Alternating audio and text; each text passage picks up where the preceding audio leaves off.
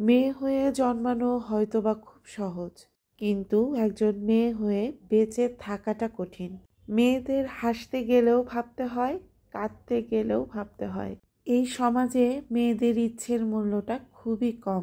ভাগ্যক্রমে কোনো নারী যদি জীবনে সঠিক পুরুষ নির্বাচন করতে পারে, সমাজের যে যাই বলুক না কেন, আপনি তার কাছে মহারানী হয়ে থাকবেন আজীবন। কারণ একজন সঠিক পুরুষের ভালোবাসা ভয়ঙ্কর রকম সুন্দর হয়। তারা তাদের শখের নারীর শখ সবই যত্ন সহকারে আগলে রাখে।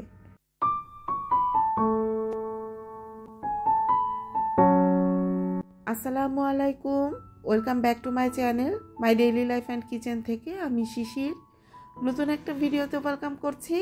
আশা করছি সবাই ভালো আছেন, সুস্থ আছেন। আমরাও আলহামদুলিল্লাহ ভালো আছি। ঘুম থেকে ওঠার পর সকালে বাসার দরজা জানালা খুলে দেওয়া আমার একটা অভ্যাস, কিন্তু এখন তো সকালে অনেক ঠান্ডা। একটু করে জানালা বা দরজা যখন খুলে দেই, একেবারে হুড়মুড় করে বাতাস ঢুকতে থাকে। তারপরও একটু করে খুলে দেই, দেখা যাচ্ছে যে ঘরের ভিতরের যে বদ্ধ বাতাসটা সেটা একটু সার্কুলেট হয়, তারপর আবার বন্ধ করে দেই। এই শীতের মধ্যে মানুষ ঘুরতে যাবে, বিয়ে হবে, আরও কত কিছু করবে, আর আমার হবে জ্বর, ঠান্ডা, গলা ব্যথা এইসব। ভয়েস শুনে হয়তোবা বুঝতে পারছেন কেন এই কথা বলছি। টুস করে ঠান্ডা লেগে যাওয়ার যে ব্যাপারটা, সেটা কিন্তু আমার অলরেডি লেগে গেছে। আর এই ঠান্ডা খুব আন্তরিকতার সাথে গলা ব্যথা, তারপর তালু ব্যথা এগুলোকে ডেকে এনেছে। আর এরা সবাই মিলে খুব বেশি ভালোবেসে জ্বর ডেকে এনেছে। ভয়েসের অবস্থা যদি ভালো না থাকে তাহলে কিন্তু ভিডিওতে কথা বলা যায় না, কারণ প্রতিনিয়ত নতুন নতুন আপুরা ভাইয়ারা চ্যানেলে আসেন। তারা যখন ভিডিওতে ক্লিক করে আমার এই যে বিটিভি যে আগের দিনে ঝিরঝির করতো, এইরকম ঝিরঝির মার্কা কথাবার্তা শুনবেন, তারা কিন্তু বলতেই থাকবেন যে না, এর ভিডিও আর দেখা যাবে না, এ তো নাক দিয়ে কথা বলে, এর কথা বিটিভির মতো ঝিরঝির করে। খুব বেশি ঠান্ডা জ্বর, আর খেতে কিছুই ভালো লাগছে না। ইচ্ছে করছে শুধু ঝাল ঝাল খাবার যদি খেতে পারতাম। সাফানের বাবাকে বলেছিলাম হাঁস নিয়ে এসো, ঝাল ঝাল করে হাঁসের মাংস রান্না করব। মূলত এক ঢিলে দুই পাখি মারতে যাচ্ছিলাম আজকে। তো সাফানের বাবা খুব ভালোবেসে 2টা হাঁস নিয়ে এসেছে। আর সব থেকে মজার বিষয় হচ্ছে, সে হাঁসগুলো ড্রেসিং করে এনেছে ঠিকই, কিন্তু হাঁসের যে পশম সেগুলো একেবারে স্কিনে লেগেই ছিল। গতকাল অনেক সময় নিয়ে এই হাঁসগুলো পরিষ্কার করে রেখেছিলাম যেন সকালবেলা রান্না করে নিতে পারি। তো নারকেল দিয়ে ঝাল ঝাল করে হাঁসের মাংস ভুনা করব। একটা সময় ছিল যখন অনেকেই হাঁসের মাংস খেতে পছন্দ করতেন না বা খেতেন না, কিন্তু এখন ইউটিউব, ফেসবুক এরকম সোশ্যাল মিডিয়ার কল্যাণে শীতকালে হাঁসের মাংস খাওয়ার ক্রেজিনেসটা কিন্তু অনেক বেড়ে গেছে। মূলত যে সব খাবারগুলো আমাদের চোখের সামনে সবসময় ঘুরঘুর করে, আর বিভিন্ন ফুড ব্লগাররা যেভাবে এই সমস্ত খাবারের রিভিউ দেন, তো যার পছন্দ হয় না তারও কিন্তু মনে যায় একটু টেস্ট করে দেখি। তো এখন যারা আমার ভিডিওটা দেখা শুরু করেছেন, যদি আমার ভিডিওতে দেখানো কোনো একটা অংশ আপনার কাছে ভালো লেগে যায় তাহলে প্লিজ একটা লাইক দিতে ভুলবেন না। আর আজকে যারা আমাকে প্রথম ভিজিট করছেন, চাইলে চ্যানেলটা সাবস্ক্রাইব করে দিতে পারেন। তো নাস্তার জন্য আজকে চালের আটার রুটি বানিয়েছি, এটাই হাঁসের মাংস ভুনা দিয়ে খাবো। আমি এটা অনেক দেখেছি, যে খাবারটা আমার মনে মনে খেতে ইচ্ছে করে সেটাই কেন যেন ঘুরে ঘুরে আমার চোখের সামনে আসতে থাকে। আপনাদের সাথে এমন হয় কি না আমাকে একটু জানাবেন তো আপুরা। একটা চুলাতে আমি রুটি ভেজে নিয়েছি, অন্য আরেকটা চুলাতে আমি সুন্দর করে হাঁসের মাংসগুলো কষিয়ে নিচ্ছি। তো চাইলেই কিন্তু এগুলো প্রেশার কুকারে দিয়ে দেওয়া যেত, কিন্তু আমার খুব মনে চাচ্ছিল অনেক সময় নিয়ে কষিয়ে কষিয়ে রান্না করব। খুব ভালোভাবে কষিয়ে নেবার পর এই যে নারকেলগুলো কিন্তু আমি অ্যাড করে দিচ্ছি। তো সেদিন সুহানাস কিচেনের আমাদের সুহানা আপু দেখছিলাম নারকেল দিয়ে চিকেন রান্না করেছেন। তো আপুর রান্না দেখে মনে মনে ভাবছিলাম আমিও একদিন এরকম নারকেল দিয়ে চিকেন রান্না করব। তো আসলে চ্যানেলে কিন্তু অনেক কুকিং চ্যানেলের আপুরা আছেন, তাদের কথা হয়তো বা সবসময় ভিডিওতে বলা হয় না। তো এদের মধ্যে 2 জন যারা কিনা আমার সাথে অনেক আগে থেকে আছেন, যখন কিনা আমার চ্যানেলটা খুবই ছোট ছিল।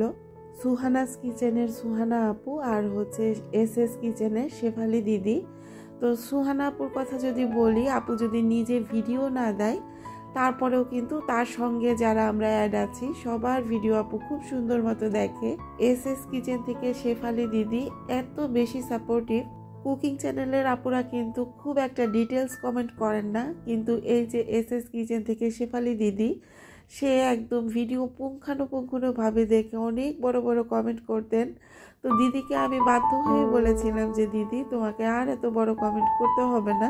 আসলে আমার একটা কথা বলতেই হবে, আমি খুব বেশি ভাগ্য করে আপনাদের আমার পথ চলার সাথী হিসেবে পেয়েছি। আপনাদের উৎসাহ, সাহায্য, সহযোগিতার জন্যই হয়তোবা আজকে আমার অনেক বড় একটা স্বপ্ন পূরণ হয়েছে। সেটা তো অবশ্যই আপনাদের সঙ্গে শেয়ার করব। আর এই যে ছোট্ট একটা বাটিতে ভর্তা দেখতে পাচ্ছেন, এটা আমাকে উপরতলার আপু পাঠিয়েছেন। আমার যেহেতু প্রচুর ঠান্ডা জ্বর, সে শুধুমাত্র আমার জন্য চিংড়ি মাছ আর লাউ পাতা দিয়ে একটা ভর্তা করেছেন। গতকাল রাতে আমি শুধুমাত্র ওই ভর্তাটা দিয়েই ভাত খেয়েছিলাম। আপুরা আন্টিরা যারা ঝাল ঝাল খাবার রান্না করছেন, আমার সাথে যোগাযোগ করে চাইলেই কিন্তু একটু করে খাবার পাঠিয়ে দিতে পারেন। মেয়ের শরীরের অবস্থাও কিন্তু খুব খারাপ, ওরও প্রচন্ড জ্বর, ঠান্ডা। হাঁসের মাংসটা এতটা ঝাল দিয়ে রান্না করেছি, তারপরেও সে শুষিয়ে শুষিয়ে খাচ্ছিল। খাওয়া দাওয়ার পর তাকে এই যে একটু ফ্রেশ করে দিয়েছি। আমার চ্যানেলে যারা বড় বড় আন্টি আছেন, তারা ফোন দিয়েই সাফানের কথা জিজ্ঞেস করতে থাকেন। আপুদের সঙ্গে, আন্টিদের সঙ্গে কথা বলে আমার যেটা মনে হয়, রক্তের সম্পর্কবিহীন মানুষগুলোই আজকে আমার খুব বেশি আপনজন। সেদিন নিকুঞ্জ থেকে একজন আন্টি ফোন দিয়েছিলেন, আমি ভিডিও তো দিচ্ছি না, তো কেন ভিডিও দিচ্ছি না সে জিজ্ঞেস করছিলেন। তো বলছিলাম যে আন্টি আমি তো খুব বেশি অসুস্থ। তো সে বলছিলেন, শিশির তুমি যেহেতু অসুস্থ, তোমার জন্য আমি রান্না করে পাঠাবো। তোমার আম্মু যেমন তোমার জন্য রান্না করে পাঠায়, আমিও পাঠাবো। তো যেসব আন্টিরা আমাকে মেয়ের মতো এতটা আদর করেন, স্নেহ করেন, তাদের জন্য আমার মন থেকে সব সময় দোয়া থাকবে। আমি যে নতুন পথ চলাটা শুরু করেছি, এখানে যদি আমার পরিবারের থাকা আপুদের কাছে আমি উৎসাহ না পেতাম, আমি কোনো রকম সাপোর্ট না পেতাম, তাহলে কোনোভাবেই পরবর্তী কোনো একটা স্টেপ আমার পক্ষে নেওয়া সম্ভব হতো না। আজকের দিনে দাঁড়িয়ে আমি যেটা ফিল করি, আমি যেটা মনে করি, আমার চ্যানেলে যারাই আছেন তারা আমাকে সত্যি মন থেকে অনেক বেশি ভালোবাসেন। প্রতিটা আপু মন থেকে আমার জন্য এত এত দোয়া করছেন, আমার জন্য এত এত শুভকামনা জানাচ্ছেন। এগুলোর আসলে কখনোই কোনো বিনিময় হয় না। সকালে যেহেতু বেশি করে হাঁসের মাংস রান্না করে নিয়েছি, তো এখন দুপুরবেলা একটু খিচুড়ি রান্না করব। এই জন্যই বলেছি আজকে এক ঢিলে দুই পাখি মারবো। ব্লগার আপুদের মধ্যে যারা আমার কাছ থেকে ঘি কিনেছেন, তারা তাদের ভিডিওতে এত সুন্দর সুন্দর রিভিউ দিচ্ছেন। টাকা দিয়ে যেহেতু একটা জিনিস আমার কাছ থেকে তারা নিচ্ছেন, তো সেই ক্ষেত্রে আমি কিন্তু বলতে পারি না আপু তুমি একটা ভালো রিভিউ দিও, কিন্তু তারা যেটা করছে সেটা কিন্তু তাদের মন থেকেই করছে। এটা কিন্তু আমার জন্য অনেক বড় একটা সহযোগিতা। সেদিন ব্লগস উইথ শিমু আইডির শিমু আপুর রিভিউটা আমি আমার কমিউনিটিতে পোস্ট করতে বাধ্য হয়েছি। টাকা পয়সা বা স্বার্থের সম্পর্ক কখনো ভালো হয় না, আত্মার সম্পর্কটাই কিন্তু সবসময় থেকে যায়।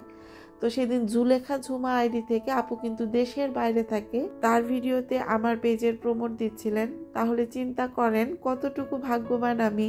বাংলাদেশি ব্লগার মিলি আইডির মিলি আপা, যে কিনা নিজে ঘি বানান, আমি জানি আপু কিন্তু শুধুমাত্র আমাকে উৎসাহ দেওয়ার জন্য আমার কাছ থেকে ঘি নিয়েছেন, নিয়ে এত সুন্দর একটা রিভিউ তার ভিডিওতে দিয়েছেন। পাশাপাশি আমাদের সবার প্রিয় সালমা আপু, যার মেয়েরা কেউ কিনা ঘি খায় না, কিন্তু তার শাশুড়ি পছন্দ করেন, আমাকে উৎসাহ দেবার জন্য হলেও আপু কিন্তু তার শাশুড়ির জন্য আমার কাছ থেকে ঘি নিয়েছেন। এরকম কিন্তু আরো অনেক আপুরাই আছেন। তাহলে একটা ছোট্ট ইউটিউব চ্যানেল থেকে আপনাদের যে সাপোর্টটা আমি পাচ্ছি, এটা আসলে খুব বেশি ভাগ্যবান না হলে পাওয়া যায় না। আমি এমন একটা মানুষ, কখনো আমি কৃতজ্ঞতা বোধ স্বীকার করতে দ্বিতীয়বার দ্বিধাবোধ করি না। এটা বলতে পারেন আমার পারিবারিক শিক্ষা। আমার চ্যানেলের ব্লগার আপুদের পাশাপাশি যারা সাধারণ দর্শক আছেন, প্রত্যেকটা মানুষের কাছে আমি মন থেকে কৃতজ্ঞতাবোধ জানাচ্ছি। আপনাদের সাহায্য সহযোগিতার জন্যই হয়তোবা এতটুকু আসতে পেরেছি। আপনাদের হাত ধরে আগামীর দিনগুলো চলতে চাই। তো রাইস কুকারে হাতে মাখিয়ে খিচুড়ি বসিয়ে দিয়েছি, আর এইদিকে একটা বেবি ইলিশ মাছ ভাজি করে নেব। ইলিশ মাছ বড় হোক বা ছোট হোক, যদি পেট পিঠ আলাদা করে কাটানো হয় তাহলে কিন্তু 7টা পিচের বেশি হয় না। তো এখানে 6টার মতো পিচ হয়েছিল। কয়েকজন আপু কমেন্ট করেছিলেন আমার যে আগের রাইস কুকারটা ছিল, তো সেটাতে কোনো প্রবলেম ছিল কি না। আর এইদিকে আমি অফ ক্যামেরায় চিংড়ি মাছের ভর্তা করে নিয়েছি। তো রাইস কুকারের কথা যারা জিজ্ঞেস করেছিলেন তাদের জন্য বলছি, আমার রাইস কুকারটা একদম ভালো ছিল, কিয়ামের ছিল, আর ওটা ছিল 2.8 লিটার। আমার আরও একটু বড় সাইজের রাইস কুকারের প্রয়োজন ছিল, তো সেই জন্যই কিন্তু চেঞ্জ করেছি। গায়ের জামা আর পায়ের জুতা যদি কমফোর্টেবল না হয় তাহলে কিন্তু কোনো কিছুতেই শান্তি পাওয়া যায় না। ঠিক তেমনই একটা মেয়ের জীবনে হাজব্যান্ড আর শ্বশুরবাড়ির লোকজন যদি ভালো না হয় তাহলে কিন্তু কোনো রকম শান্তি নাই। আলহামদুলিল্লাহ দুইটা জায়গায় একেবারে কমফোর্ট জোনে আছি। হাজব্যান্ড যদি সাপোর্টিভ না হতো তাহলে কিন্তু ইউটিউবিংটা কিছুতেই করতে পারতাম না। হাজব্যান্ডের পাশাপাশি আমার ফ্যামিলিকেও কিন্তু অবশ্যই সাপোর্টিভ হতে হয়েছে। আর এখন যে বিজনেস করছি এটার ক্ষেত্রেও কিন্তু হাজব্যান্ডের পূর্ণাঙ্গ সাপোর্ট আছে। তো সেই জন্যই কিন্তু একটার পর একটা স্টেপ আপনাদের সাথে নিয়ে আমি পার হতে পারছি। একটা মেয়ের স্বপ্ন বাঁচিয়ে রাখার দায়িত্ব যেমন তার হাজব্যান্ডের, চাইলে তার হাজব্যান্ড কিন্তু তার স্বপ্নটা মেরেও ফেলতে পারে। অনেক মেয়েরাই আছে যারা কিনা চায় জীবনে কিছু একটা করতে, কিন্তু তারা শুধুমাত্র তাদের হাজবেন্ডের সাপোর্টের জন্য করতে পারে না। ভাগ্যবান নারী কারা জানেন? যারা কিনা জীবনে সঠিক পুরুষ পেয়েছে, যে পুরুষ তার স্ত্রীকে সম্মান করে, ভালো সময় খারাপ সময়ে পাশে থাকে, স্ত্রীর স্বপ্নগুলো ছায়া দিয়ে আগলে রাখে। একজন সঠিক পুরুষের ভালোবাসা ভয়ঙ্কর রকম সুন্দর হয়।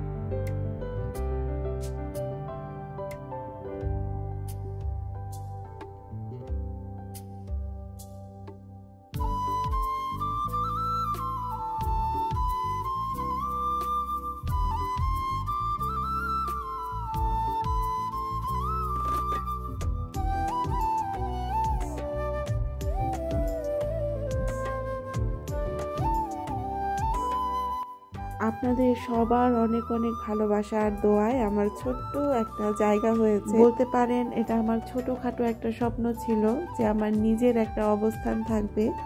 আপনারা যেমন সাড়া দিয়েছেন, সাফানের বাবা আমাকে সর্বোচ্চ সাপোর্ট দিয়ে এই ছোট্ট একটা জায়গার ব্যবস্থা করে দিয়েছে। সাফানের বাবার মতো একজন মানুষ আমার জীবনে চলার সাথী হিসেবে পেয়েছি, সেই জন্য তো সবসময় আলহামদুলিল্লাহ বলি।